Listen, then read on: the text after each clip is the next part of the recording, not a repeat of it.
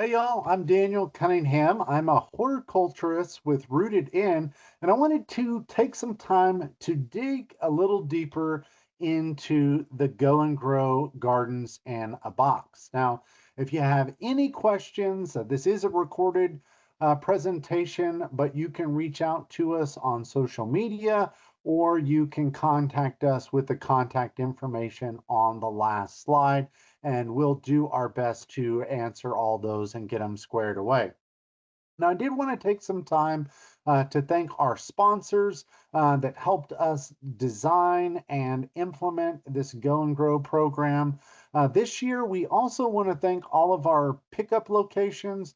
There are 8 pickup locations across the state, the city of Arlington, Allen, College Station, Fort Worth, Mansfield, Pilot Point here at Rooted In, Round Rock, and South Lake. So hopefully, one of those locations is relatively close to you.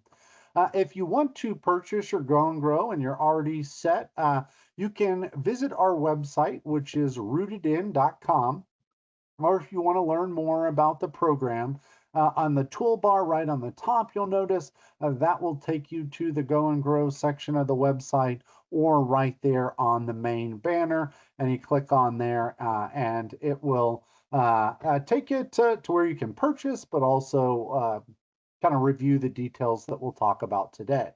I wanted to start out kind of talking about why we developed Go and Grow. So, we were state horticulturists, and we do a lot of education and outreach even now. And through these classes we do, people always have questions about design and plant selection and the maintenance of newly planted plant material. People also want to know where they can buy them or what plants thrive in the harsh and unpredictable climate in Texas. And then through all of that, we get the statement, just tell us what to plant, emphatically. People want to help overcome those challenges just by getting that expert advice. And so we were like, well, what if we put all this together in kind of one, plug and play kit that kind of takes the thinking out of gardening in Texas? And so that's what we have done with the Go and Grow program with our partners. Now, I mentioned there are 8 pickup locations across Texas, and it's really an easy process. The first thing you need to do now, if you're interested, is pre order your Go and Grow garden online at rootedin.com. And then you have to actually pick your chosen pickup location at checkout. You want to make sure you get this right because that is the location that's going to have your box. That's morning, Saturday, September 27th is going to be the time to pick up those gardens from 9 a.m. to 11 a.m. And that is a drive through pickup. So you don't even have to get out of your car. You can open your trunk. We can open your side door and put it in there. And it really is kind of a quick in and out if you're interested. Again, that pickup location is of your choosing, and Saturday, September 27th from 9 to 11. So, in the boxes themselves, you may have seen they're going to be 24 starter plants in 3-inch pots. So, 3 inches, wide.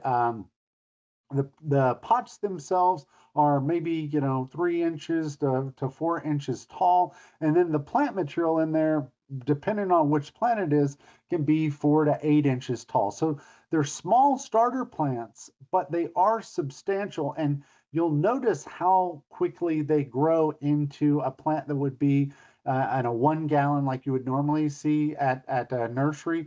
And a lot of people are surprised by how well they take off. They're also easier to plant at that smaller size, so it's good for kids or sometimes older folks that would have a little bit of challenge planting some bigger plant material. The boxes themselves are fairly compact, 2 foot by 1 foot. So a lot of times people think, "Oh, I'm getting 24 plants. Do I have enough room in my car?" And certainly you do. There are also included 3 plant by number layout options, and we'll dig into all those. But basically, every plant is going to have a colored plant tag that's numbered, and that just goes or corresponds with each of the designs included. You'll get three designs. You can pick which one that you want to use, or you could kind of just make up your own design if that fit better in your landscape. But yeah, each plant just corresponds to the same color and number on the design. The three designs are a 5 foot by 25 foot rectangle, a 16 foot by 16 foot triangle, and a 14 foot circle.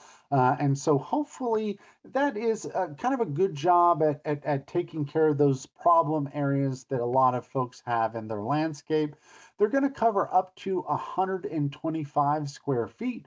So really a lot of real estate if you wanted to get rid of some of your lawn, if you wanted to replace some plants that are kind of struggling. A lot of good options there. There's all different size plants. We try and incorporate not only plants that will thrive in the extreme heat and cold and drought and troubled soils of North Texas, but also those that have a contrast of color and texture and foliage so they really look aesthetically pleasing. And again, the height range is from 1 to 5 feet. Now, we have two boxes available this fall. The pollinator box is going to thrive in full sun to part sun. So, those areas that get more than 5 or 6 hours of sunlight up to all day sun, they'll thrive in even the hottest, driest spots. So, if you have southwestern exposure, an area where it's very hard to irrigate, that is the box for you. Now, if you have an area that has part shade to full shade, those spots that get less than 4 hours of sunlight or so, even 5 hours of sunlight, especially with that morning sun, those plants are going to do great as well. So, really, you just pick the box that lines up with your needs. Now, there are going to be plants in each box that are going to bloom throughout the growing season. So some plants are going to bloom spring, some will bloom spring, summer, and fall. And then in each box, we've also incorporated evergreens. So you really have a landscape that can look good year round.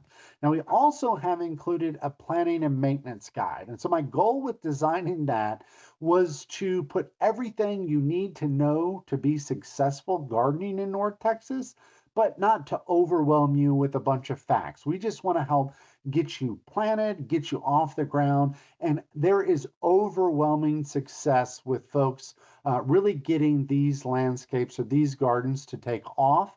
And really, if you just follow the steps in the maintenance guide, they're very simple to follow those planting plans. And we'll go over that in detail here in just a little bit. Now, all of the plants are locally grown. They're all native cultivars and cultivars that are plants that are well adapted to our area. So if you're in North Texas or if you're in Round Rock or College Station, we've handpicked all of these plants that will thrive in your location. And most of them are going to be actually native to those regions as well. So that just sets you up for success. The plants are used to the heat, they're used to the drought, they're used to the poor soils, and they're all pollinator supporting species in the pollinator box. And then in the shade box, there are a lot of pollinator supporting species in there as well, but also because they're native plants, they can provide other habitat for our native organisms. So I mentioned the plant by color and number. It really is takes all the guesswork out of plant designs. You may see other kits like these available online. In fact, this is just a Google search I did a few moments ago. But you can see a lot of these are kind of expensive. There's one that it's flower seeds and it's $196. So I'm not saying that that is not a worthwhile investment. I think all these actually could be. But what we try and do is to get a little bit more value. So our boxes are $85 for those 24 plants, and that ends up being about $3.50 per plant. So I feel like it's a pretty good return on your investment. Again, we have not only the pollinator box and the shade box, But if you go down on that website, rootedin.com/go and grow, you'll find the fact sheets, and we'll go over those here in a little bit.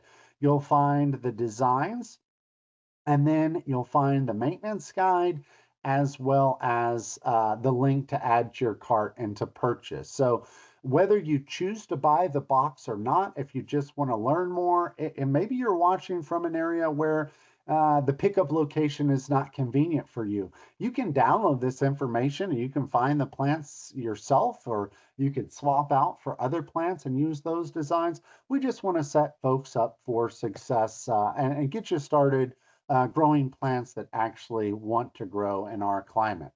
So I said we'll go over the fact sheets, but before that, I wanted to go over the design. So our lead landscape designer, Patrick Dickinson, you can take some time and Google his name. He is one of the most renowned designers in the state and has really put up some designs, again, that not only are functional, but are aesthetically pleasing. So with the layering, the color contrast, kind of finding the monochromatic color as it balances with those that contrast on the color wheel, different size and shapes of the flowers. So they really have that pop. Now, if you look at the design on the top right of your screen, you'll notice those red grid lines. Those red grid lines, like on most designs, represent 1 foot. So you'll see there's 25 of those red boxes across in this rectangle design, and then it is 5 boxes deep. So 25 by 5 foot. And again, each one of those is colored and numbered, and that corresponds with the tags that will actually be in the plant. So again, it really is plug and play. You can lay out your design 25 feet, and then you'll know, okay, this area, these plants need to be spaced about 3 foot apart. Now, if you're just planning not according to these designs, you still want to make sure that you're planning for the mature width of the plant. So sometimes people don't follow the directions and they put plants a little bit too close together, which again, the plants are small, so I understand that philosophy. But just remember, a plant that is only, 3 to 5 inches wide now, in 6 months may be 2 to 3 feet wide. So we don't want to cram those plants in too close together. So even if you're changing up the design a little bit, make sure you pay attention to that proper spacing. Now, here is the triangle design. A lot of times people will put this in between two fences in that corner where it's kind of hard to get stuff to establish. In fact, if you wanted to, you could actually get 2 boxes and put the triangle planting on either side of the corner. So you could kind of tie that in. Or you could get 3 boxes and you could put one in the middle and one in each corner. So it really is just based on your specific needs. It's really the same thing here, just the design is a 16 foot by 16-foot triangle. Then we have the 13-foot circle. So again, it's the same plants. It's just oriented a little bit different with kind of the taller plants in the middle, the back, and then lower plants going forward. So it will kind of look good from every angle, not just from back to front like the other designs. So this is the fact sheet that is included with all of your designs. And again, you can go to rootedin.com, either /shop or /go and grow. It's the same information on each one, and you can go through and find all of this information there. I'll just let y'all kind of look through there yourself. I think we've gone through everything on the right there, but we're going to actually dig into those plants briefly now. The first plant in our kit, the pollinator kit, is going to be Gregg's Mistflower, and hands down, that is the best plant to attract butterflies, specifically monarch butterflies and their cousin, the queen. But you can count dozens of species of pollinators on Gregg's Mistflower at any given time. They can get 1 to 2 foot tall if they're in an area that's maybe part sun and full sun. They can actually get quite a bit taller, so 2.5, 3 feet tall. They do like to spread a little bit. I love their powdery blue, kind of clusters of flowers. They're going to bloom late spring, the beginning of summer into fall. And then when it gets our first freeze in, those are going to die back. So that's what deciduous means. It means, they're perennial plants. They're going to live 3 years or more. In this case, they're going to live a very long time. But then they will die back to the ground in the winter, and then in spring they pop back up and they bloom and they do it all again each year. These will actually handle full sun down to part shade. So as long as you give them 4 hours of sunlight, they'll be good to go. So again, one of the best plants for attracting migrating monarchs. Now, this is another neat native plant. This is actually native right here to North Texas, down to Central Texas. And it is a fantastic native salvia with that same kind of powdery blue color, but they're kind of more deeply throated. They can get 3 to 5 feet tall. They spread 2 to 4 feet wide. These are going to bloom primarily in summer and fall. They're also deciduous. They're going to die back to the ground, and they really thrive in those full sun areas as well.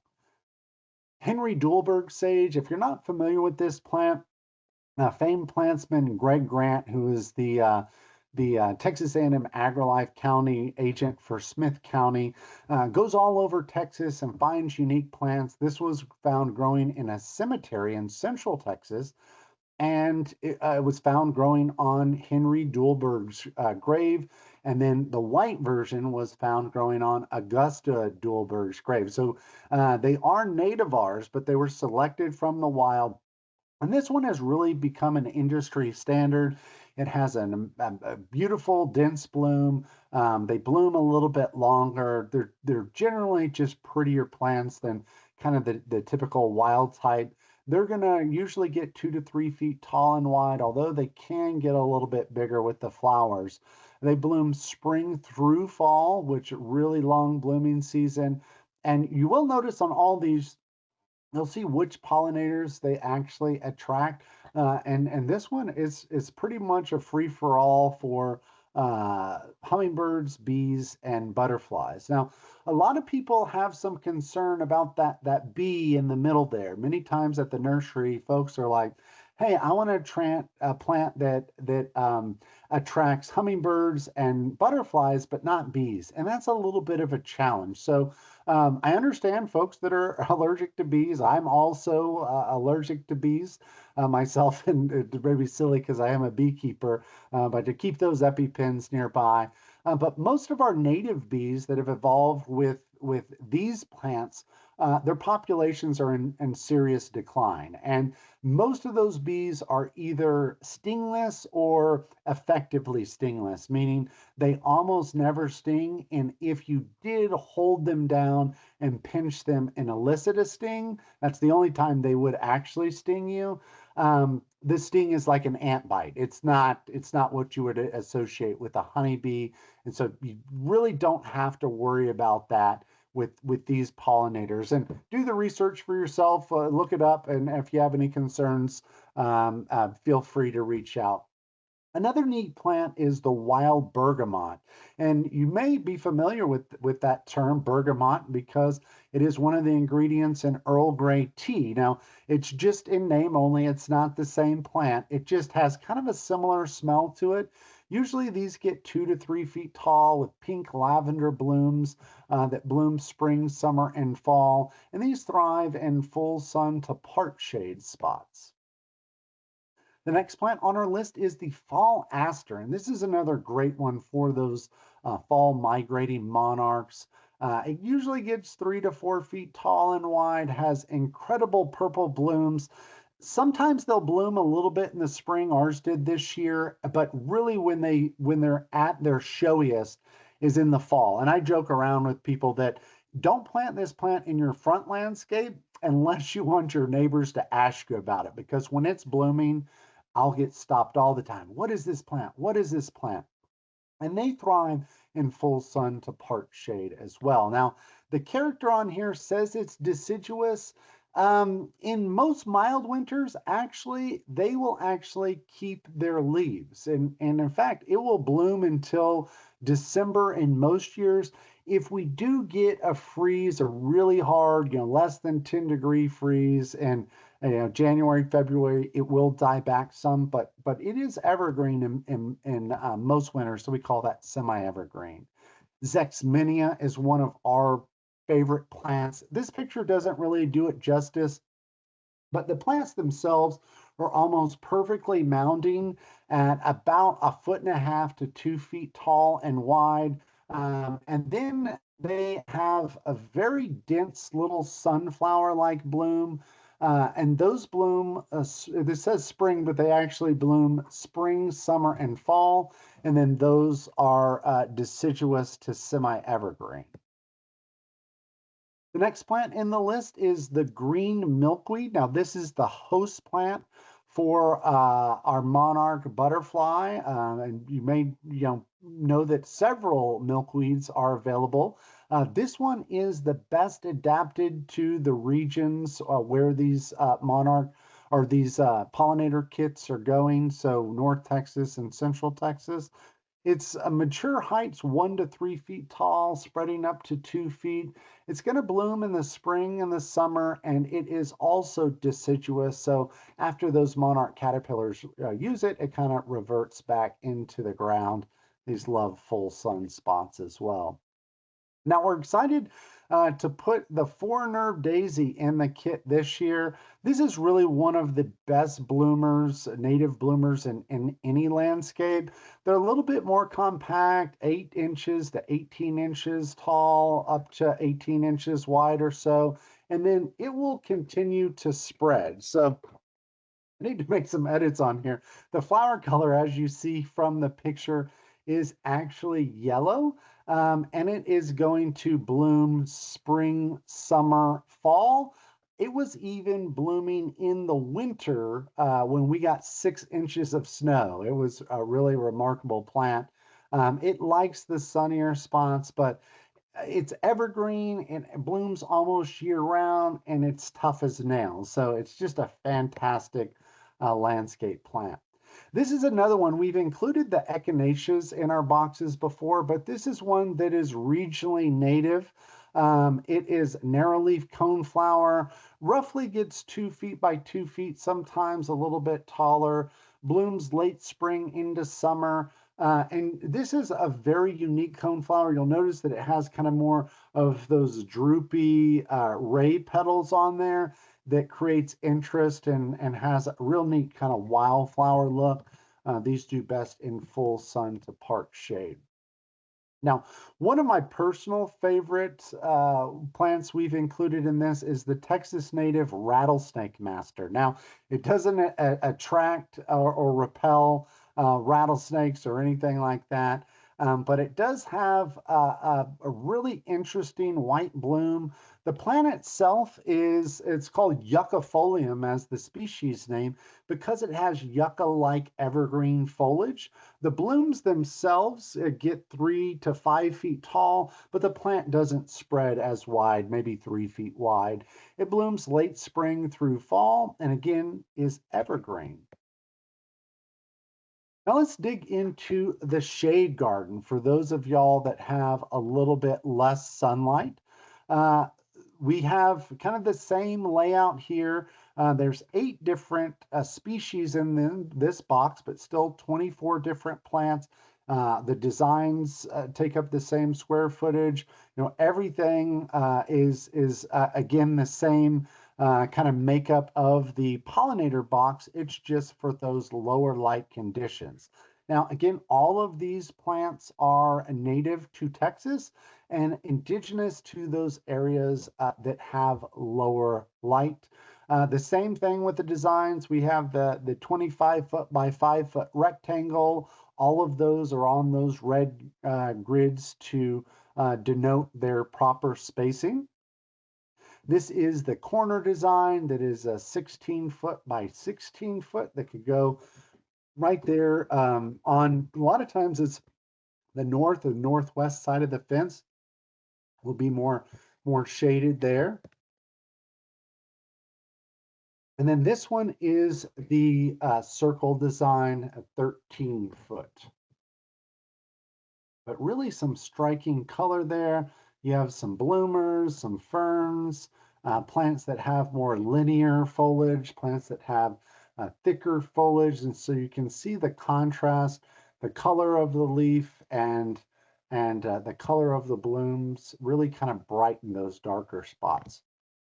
Now, many of y'all are familiar with standard American Beautyberry that has more of a magenta berry on it, but this is just a wild found version that tends to have a white berry. So we like to incorporate plants in these boxes that are harder to find, and you'll almost never see this one available in the industry.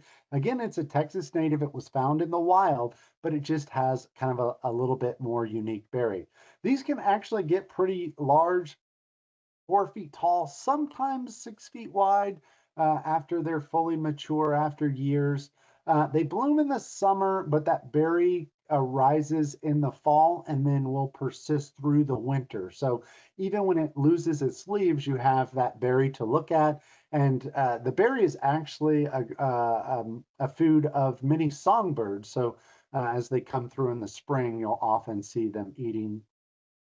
It's also deciduous, so again, it will lose the leaves. It does best in part shade down to dense shade. So those areas that get no sunlight, the American Beautyberry will do just fine. Now, it is an extremely low water user, but if you have a wet spot, it will also grow in those spots as well. So traditionally, Turk's Cap has that red bloom. We've incorporated the pink Turk's Cap into this box. It is a plant that can reach 4 feet tall, 3 feet wide. The flower color on it is actually pink, blooms spring through fall. It is also another deciduous plant. This is actually a hibiscus, so native in the hibiscus family, and just looks like a hibiscus whose petals have been folded up, which is how it gets its common name. Inland sea oats is one of our favorite native grasses. It's a very vigorous growing plant. So if you're struggling to keep other plants alive, you've had failures in the garden, plant some inland sea oats and you'll 100% be successful. Usually it gets about 3 feet tall, can spread 2 feet wide every year. So you'll notice that it kind of forms a ground cover. It has an interesting seed head that fades from green until bronze and kind of shimmers in the wind. It is deciduous, but sometimes it will keep the green in its foliage closer into December. And it does best in part sun down to full shade, although it will handle full sun fine too. Cedar sage is one of the most prolific native bloomers in low light conditions. Those striking spikes of red blooms arise about a foot to a foot and a half tall. It spreads about a foot for each plant, but it will reseed. So again, it will kind of form a ground cover if you give it some elbow room. These bloom spring to late summer and then they'll go to seed. They can be semi-evergreen as well in a mild winter, and they thrive in those part shade, full shade spots. Texas sedge looks like a grass, but it's actually slightly different. Most of our grasses, like buffalo grass, or could be a taller grass like little blue stem, blue grama, they actually prefer a little bit more sunlight. But the sedges really can grow in sunnier spots down to some of the most shady spots.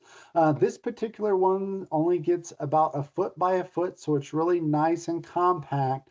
It's also semi-evergreen to evergreen, so even in the winter months, it's going to add some interest.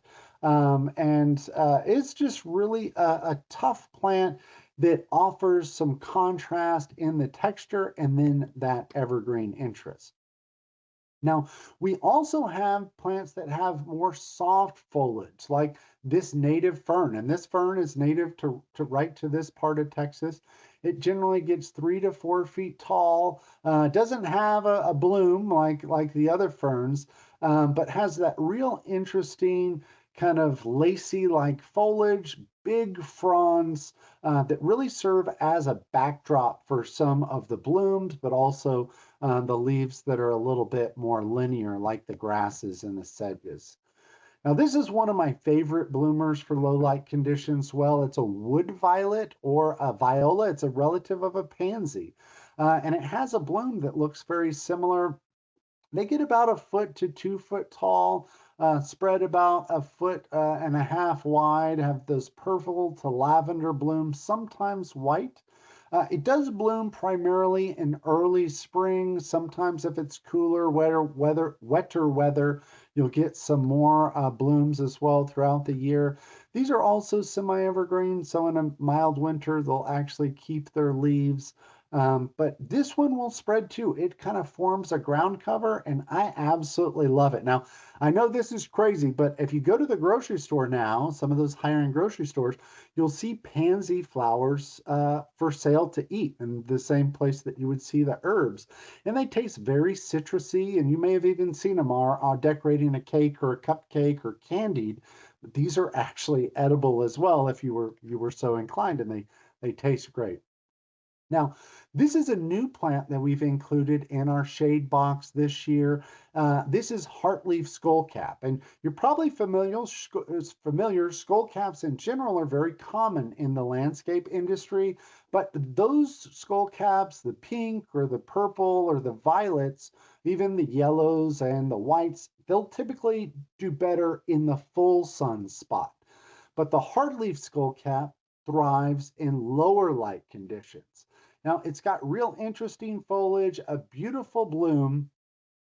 Usually it spreads like a ground cover as well. What is unique about this plant is it actually goes dormant in the summer months.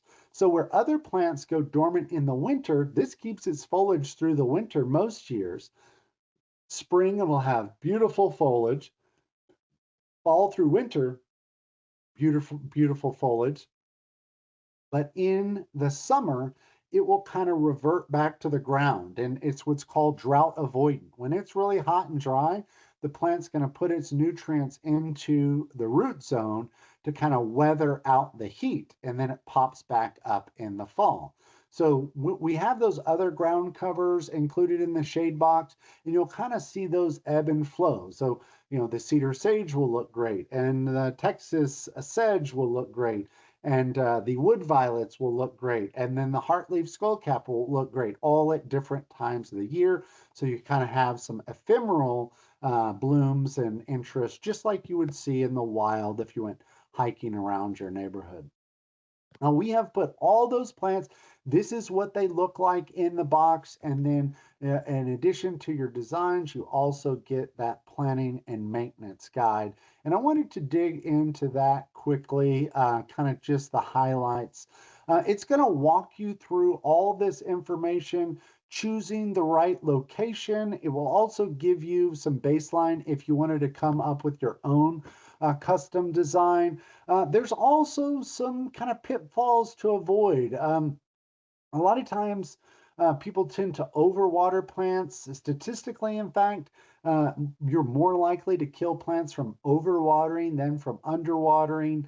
A lot of times, when people are applying fertilizers, they'll say, "Oh, the label says this much," or people don't read the label, but they tend to add too much, thinking the plants are going to be more green and more lush. And that's not always the way it works. In fact, if you apply too much of a good thing, a lot of time it causes a problem. And all these plants, because they've evolved in our harsh and unpredictable climate, they don't need all that, the extra, whether it's fertilizers or pesticides to keep them alive. It's also, again, all these are designed to provide ecological benefit, not just the pollinator box, but the shade box as well. You definitely want to match up the right amount of sunlight. We do have the edible box and the native box in the spring.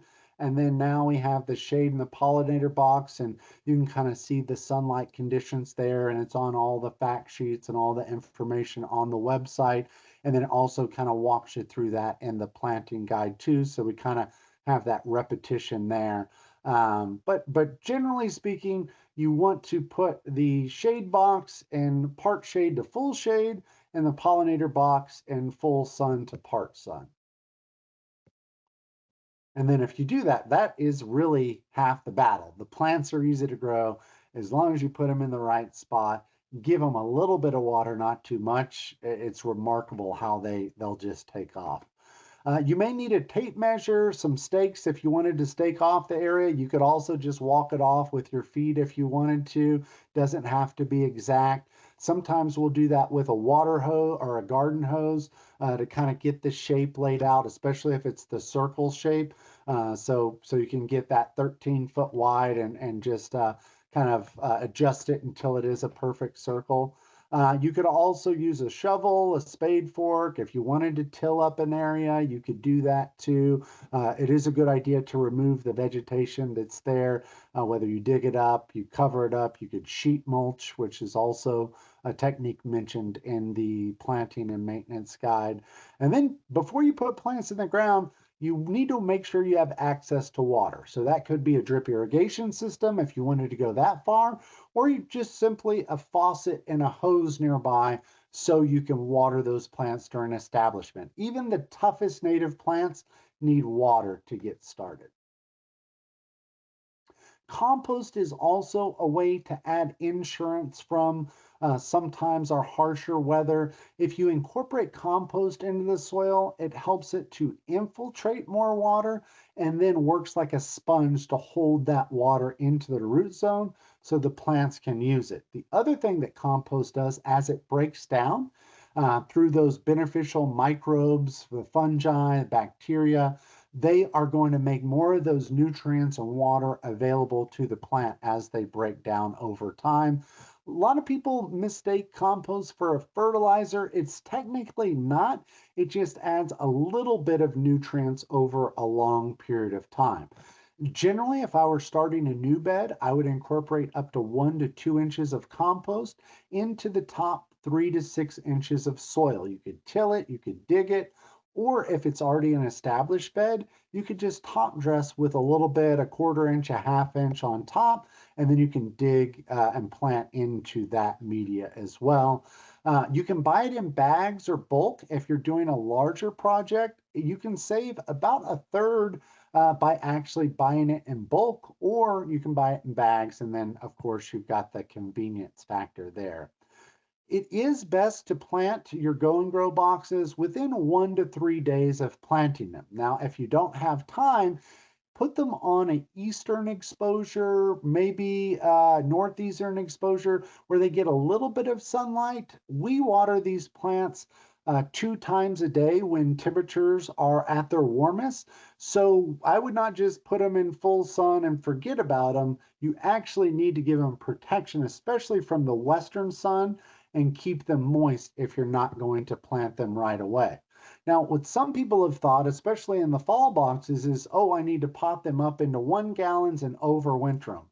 That's absolutely not what we recommend. Again, all of these plants are native and adapted to the areas where you'll be planting them.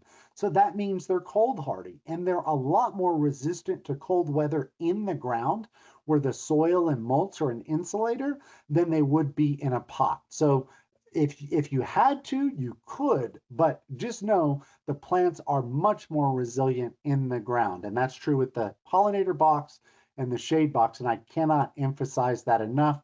We've had a lot of people online spreading misinformation about that. And so I don't want to get on a soapbox, but I did want to make that clear. Also, just make sure that you are using that proper spacing. I understand the plants are only 3 inches, big now, but as they grow, they're going to be significantly bigger. And if you plant them too close, then those plants would outcompete each other. So growing closer together and competing for sunlight, and nutrients, and water, we don't want that to happen. So each one, again, is going to have the colors and the numbers that correspond. And so once you get them laid out, and that's what I would encourage you to do, is go ahead and lay them all out in your garden. And then you can kind of move them around as you see fit. Again, if it's an inch over here or a few inches over here, just lay them out and try and get it as close to the design as possible. And then you want to plant it either even with the soil or slightly above. What we don't want to do is plant them too deep, especially if you have clay soil, because those plants then can get inundated with water in wet times. You also don't want to plant them too high, especially if there's roots above the soil, because that will dry out the root. So either right at the soil line or like a half an inch above it would be perfect, especially if you've put a little bit of compost around there. When you're taking it out of the container, you just want to gently squeeze the bottom and then just kind of pull that container off. You don't want to yank the plant. You don't want to just rip up the root ball or break up the root ball. All of these are going to have a healthy root system, so it actually is better to keep that root mass in stock, because you don't want to expose those small roots to oxygen where they'll tend to slough off there. And then just backfill with the native soil, maybe a little bit of compost if you've incorporated that in there. But you don't just want to plant into potting soil or compost. It's really all these are adapted to our native soil, and it's actually better for you to plant into there. And then water each plant thoroughly. If you put out 1 inch of water, generally that's going to infiltrate about 6 to 8 inches deep in our soil. So that should be enough. If you want to, you can water a little bit, wait 30 minutes, let it soak in, and then come back out, water it again, and then mulch it very good. That would be the best practice to make sure that the root zone is fully saturated. What we would recommend is 2 to 4 inches of mulch. Now, you don't want to put mulch right at the base of the plant, but you want to kind of taper it off. And then as you go further out, that's where the bulk of the mulch can be. If you pile mulch around the base, it can invite different fungal problems or pests. So you do want to mulch, and you could even just start off with 2 inches of mulch.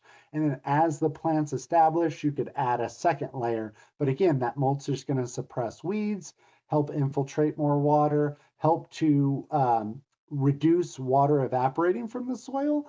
And then it also is going to break down and kind of compost in place.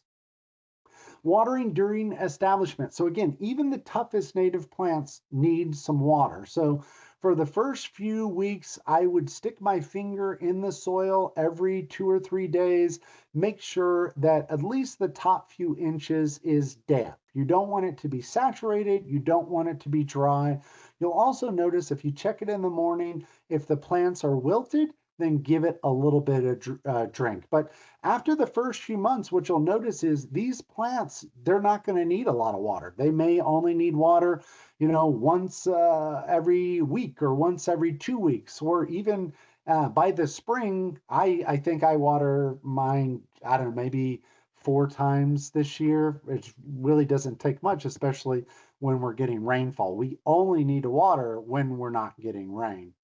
After planting, again, you want to make sure that you soak it in like we talked about. And then every 3 days, 2, 3, 4 days, check it either with your finger or a soil moisture sensor.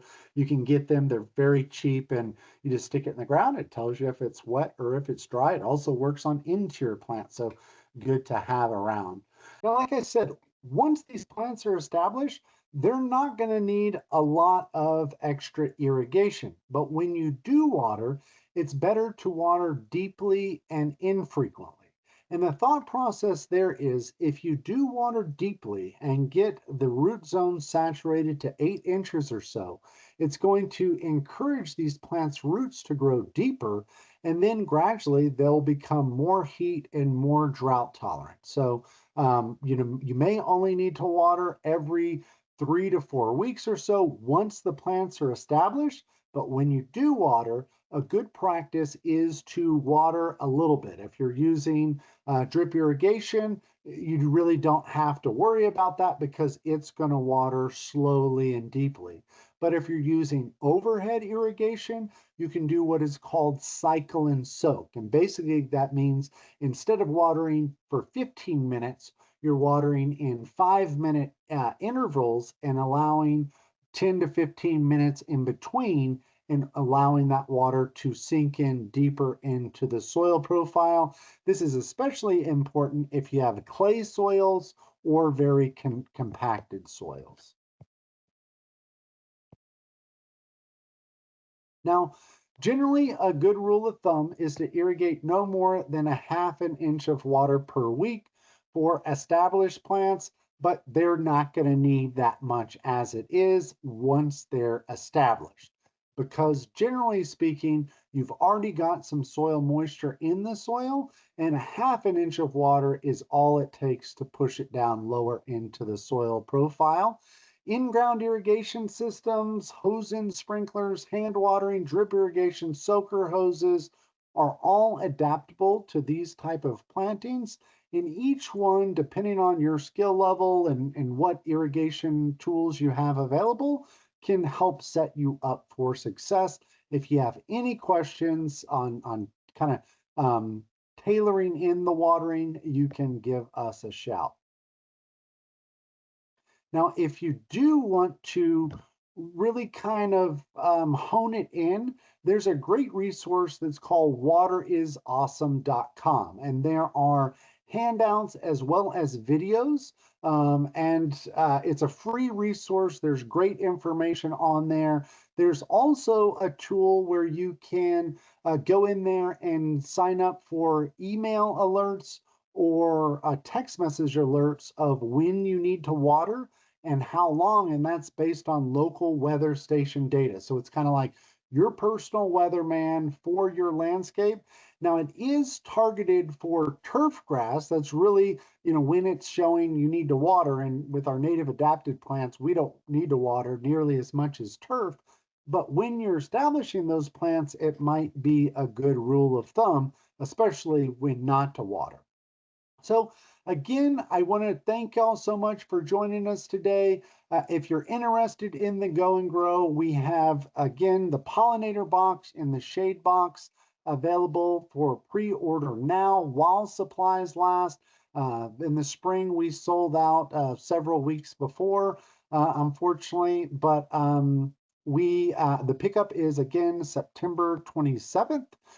If you are going to purchase it, all you got to do is add it to your cart.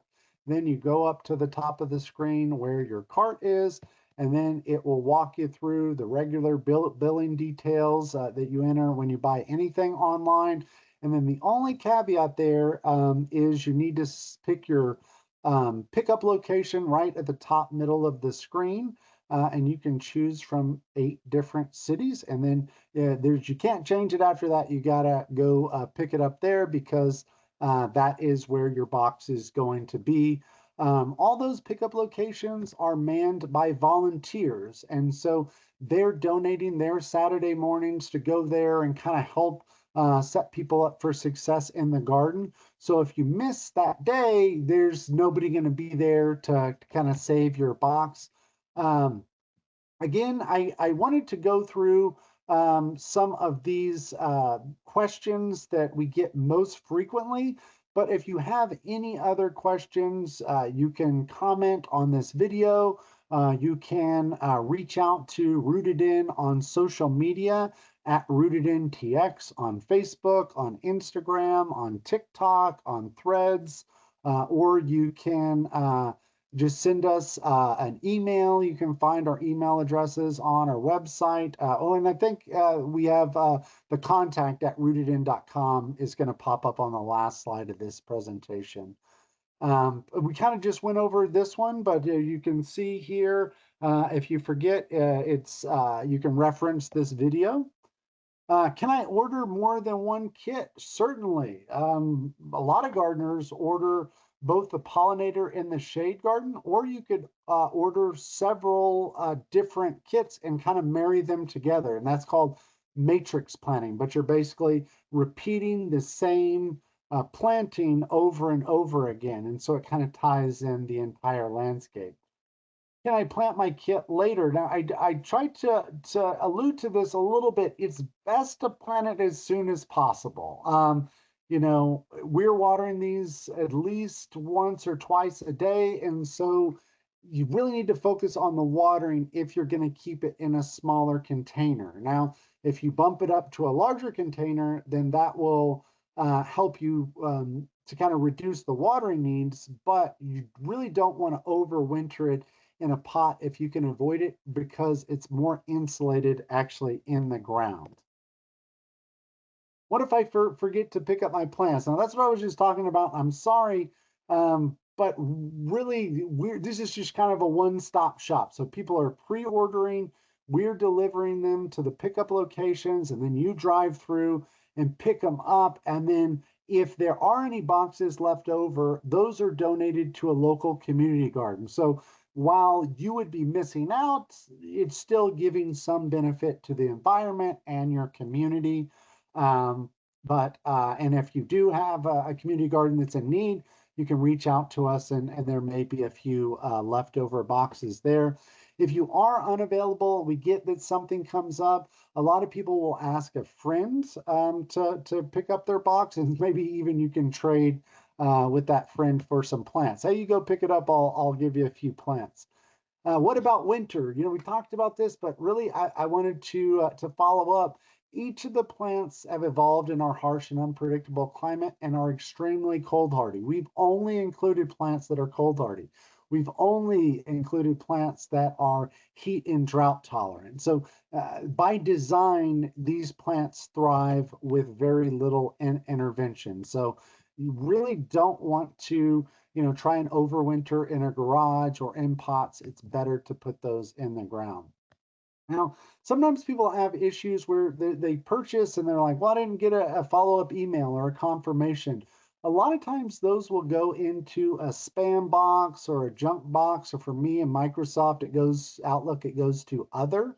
Or sometimes people just accidentally, mistype a letter into the email section. So if you don't get one for whatever reason you can't find it, you can email contact@rootedin.com. If you have any other questions, you could email us there too. You could also just text me at 972-954-8580. You could try calling. It's hard because a lot of times I'm doing things at the nursery or helping customers. But the best thing to do is to text me. That way, um, I can text you back immediately. Sometimes it's harder to actually break away to call people, and then I have a list of emails and calls, and it doesn't always get done by the end of the day. Uh, so that's all we had today. I hope that kind of shed some light on some of the benefits of the Go and Grow and how to get your gardens established. Again, if you have any questions at all, you can see right here. We have it won't let me. There we go. On the other side of Rooted In, it's Rooted In TX.